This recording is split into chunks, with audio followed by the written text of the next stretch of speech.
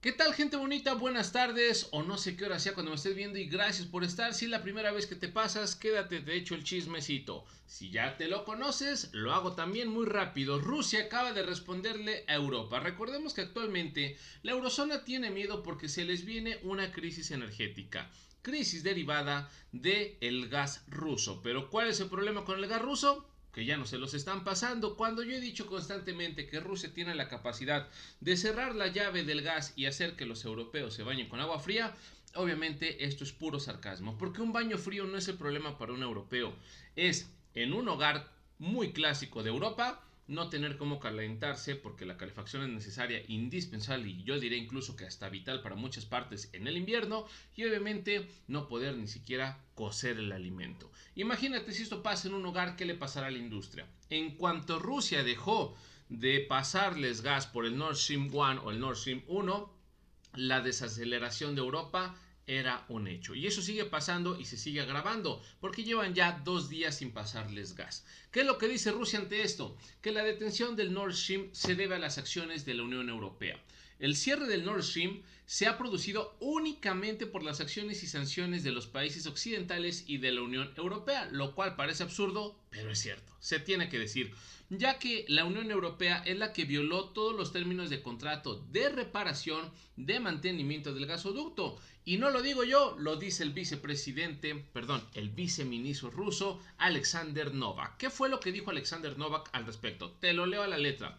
Como dice el dicho ruso, se está pasando de cabeza enferma a cabeza sana. Ahora todo el problema está exactamente del lado de Europa, porque se han violado todas las condiciones del contrato de reparación, se han violado las condiciones de transporte de este equipo, dijo Novak en una entrevista con el periodista Pavel Zarubin en el programa de Moscú.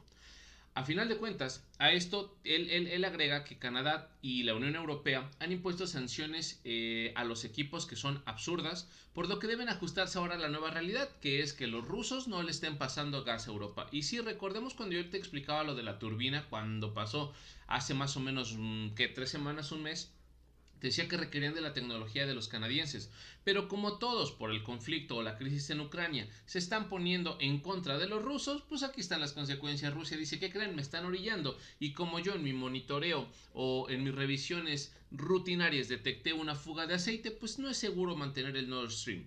Nord Stream que ya llevaba bastantes disminuciones en el flujo desde hace mes y medio, que pasaba del 40%, después al 20%, y a partir del 2 de septiembre dicen que ya iban a parar porque no era seguro esta última fuga que detectaron en el mantenimiento. Y recordemos que a esto le tenemos que sumar que lo único que los pudo haber salvado a los europeos era el Nord Stream 2 o el 2, pero que también por la crisis en Ucrania, justo cuando estaban ya en los últimos procesos de certificación, hombre, ya nada más cortar el listón, echar aplausos y empezaba a salir el gas, se echaron para atrás, entre ellos y principalmente Alemania. Total, que estas son las consecuencias de los europeos, justo cuando creían que le iban a pegar al gigante asiático, o como algunos ya lo llaman, el gigante gasiático. Eso me encanta cómo suena, gasiático, o sea, el gigante del gas asiático, que es Rusia, pues simplemente le salió el tiro por la culata. Los europeos le están pasando mal, y todavía peor,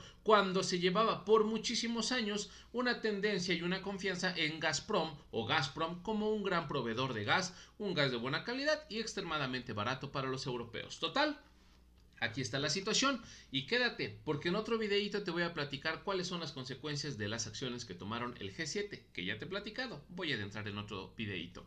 Si te gustó esta información, si crees que fue útil, dale like, comparte, coméntame. ¿Tú qué crees? ¿Es culpa de los europeos? ¿Es culpa del gasiático? Me encantó ese término.